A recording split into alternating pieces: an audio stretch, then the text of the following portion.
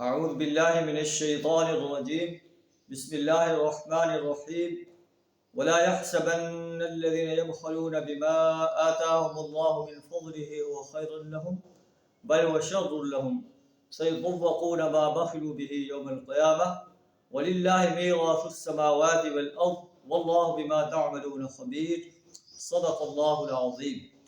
سورہ آل عمران کی آیت نمبر 180 آپ کے سامنے تلاوت کی ہے۔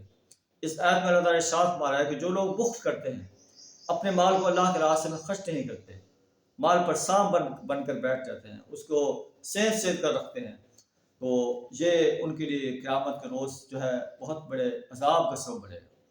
وَلَا يَحْسَبَنَّ الَّذِينَ يَبْخَلُونَ بِمَا آتَاهُمُ اللَّهُ، اور وہ لوگ جنہیں اللہ نے مال عطا فرمایا اور مال خرچ کرنے میں بخل کرتے ہیں، تو یہ وہ خیال نہ کریں کہ ان کے لیے بہتر ہے،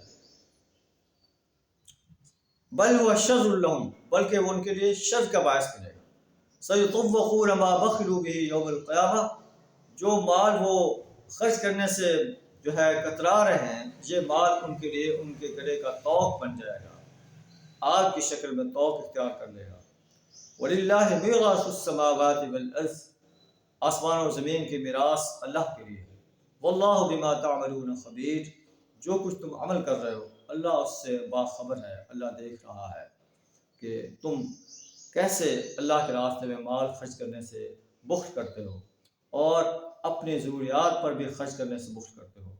تو بخل جو ہے وہ انسان کی ہلاکت کا باعث ہے۔ دنیا کے اندر بھی انسان جو ہے مال خرچ کرنے سے کتراتا ہے اور مال کے جو آسائش ہیں ان کو حاصل کرنے سے کتراتا ہے۔ آخرت کے اندر یہ مال جو ہے اس کا طوق بن کر جو ہے اسے کہے گا انا کنزک، میں تیرا مال۔